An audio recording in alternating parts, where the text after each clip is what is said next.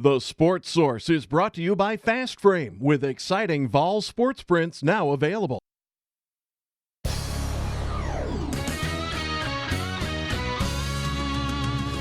You are watching East Tennessee's first and only year-round sports talk show on television. This is The Sports Source with your host, John Pennington. Good Sunday morning and welcome into the Sports Source. We're very happy to have you with us today. Happy to have you with us all the time. This show, of course, brought to you by our friends at Bill Hotz and Associates. We got so much to talk about. Let's talk about them right off the bat and dive into this thing. When you look at car crash statistics, last year there were more than 14,000 car accidents in Knox County. Nearly 2,900 of those resulted in injury.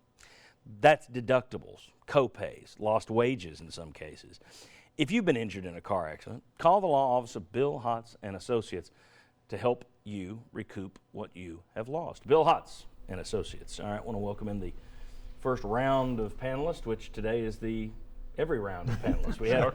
I'm in a habit of saying the first round. All right, Bob Hodge, Jimmy Himes, Mike Griffith, Mike Strange. Appreciate all you guys for being with us today. This week, sports writer Tony Barnhart wrote online, gridironnow.com, that UT fans believe the championship window at Tennessee is closing. That's what he wrote. And then he asked Butch Jones about it. Jones said, quote, "The window is not closing, it's getting bigger and wider." Now, what coach would say, yeah, you're right, I'm doomed. So I understand that he differed in the opinion. But he wasn't specific. So you can take it a couple of ways. Is he meaning this year it's more open and wide than it was last year? Is he meaning overall the program is getting bigger and wider in terms of winning the championship window? Do you even agree it's opening and widening in any way? So my question, Tony Barnhart says that folks believe the championship window is closing. Butch Jones says just the opposite, it's getting bigger and wider.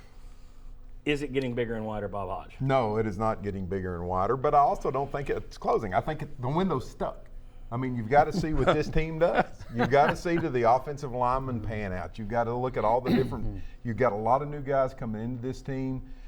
If they pan out, okay, yeah, he could be right. But I think you have to – the window will sit there until the season starts and you know where they're at. So I'm going to agree with Barnhart that fans think it's closing, and I disagree with Jones. But I don't think it's necessarily shrinking either. Okay. Anyone else?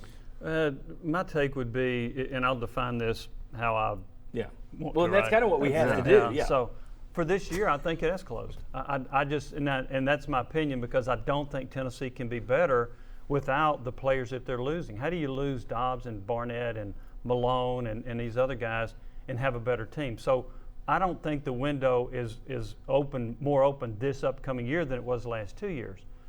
But I don't know what it's going to be like in 2018, because I don't know how good the quarterback's going to be. I don't know how good some of these incoming prospects will be.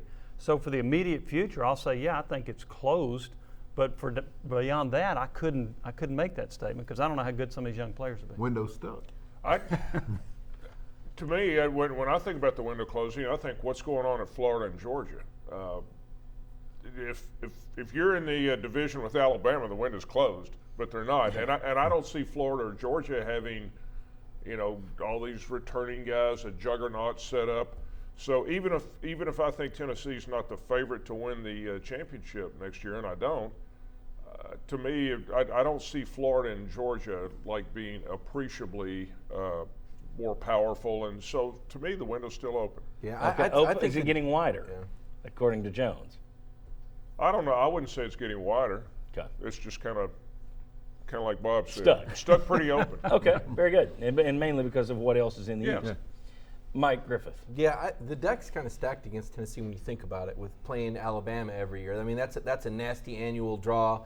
I know it's a rival, but that's a huge disadvantage when you compare that to what Florida and Georgia faces from the West Division. And then you drew Texas A&M on the road last year at a time A&M was top 10 and undefeated. This year you got LSU rolling in, and hard to say what the Tigers will be. We know they'll be talented, but because of the schedule, I would say that it doesn't look as good going into this season as it did last season with Josh Jobs and Jalen Reeves-Maven, except they didn't have Jalen Reeves-Maven and Cam Sutton, and those three guys you mentioned, Jimmy, are really the only three significant guys that they lose. So I'm going to go with Bob Hodge and say the window's stuck until we know more about the quarterbacks. we don't have any reason to believe the window's any wider or narrower because we don't know much about this next team because the reports have been so minuscule. I would say the window this year is not as wide as it was last year. However, if Jones is talking about, and my guess is, again, we all have to argue what we think he's getting at. From coach speak, I would think a coach should be talking big picture rather than this year, as evidenced by the fact that he refused to talk this year after the Vanderbilt game. Well, coaching staff would be one of the big picture things that But here's the changed. big picture thing. Is the program better now than it was when he inherited it? Well, absolutely. Yeah. Okay, well, I can see where a coach would then say, we're closer to a championship than we were when we got here. Our program is on more solid footing. Now, I think we all agree this year, you start a new quarterback, it's a step back year. And we're going to break down some numbers on that later that you want to see.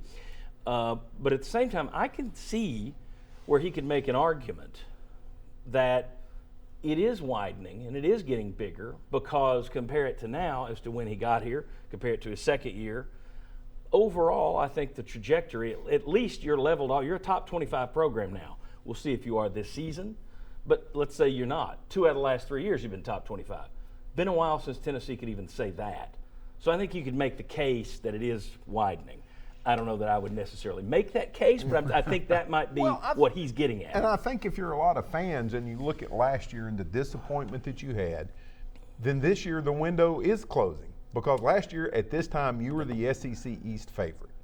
This year you're not the SEC East favorite, although you're still pretty highly thought of across the country as far as preseason national rankings go. Top 25 in a lot of them. So if you're a fan, yeah, you look at it this year and it is closing. But I kind of agree with what you just said. Your program is so much better off, and you've got some young guys that a lot of people are really excited about. You go back 5-6 years, okay, there was 1 or 2 maybe that looked like they were going to be standouts.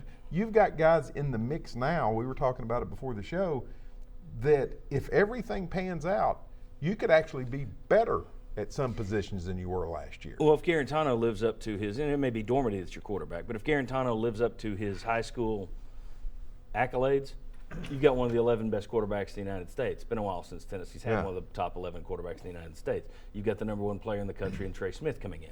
Okay, so yeah, I think you're right. One thing about the window being closed this year, and I agree, I don't think they're going to win the East this year. However, I've made this argument a million times on this show. I do not believe in the argument, if not now, when. The idea that, well, you didn't win it last year, so you're never going to win it. I remember after Peyton Manning didn't beat Florida in 1997, people saying, well, if Philip Fulmer can't beat Florida with Peyton Manning, when's he going to beat him? Never. Beat him the very next year with a first-time starter at quarterback. So the whole idea that didn't win it last year, so you'll never win it, I just think that's a simplistic argument. I never believe that ever because you never know how the tumblers are going to spin around at Florida, at Georgia, at Tennessee. Exactly. Anyway, all right, guys, I appreciate it. When we come back, we're going to dive into this quarterback situation. Is Tennessee heading toward a rotation this fall? If so, are we good with that? Is that a good idea? Then the next segment, some really interesting numbers. We're going to look at the last 10 times Tennessee has changed quarterbacks. What has it meant win-wise? What has it meant offense-wise? We will show you. Come on back on the Sports Source.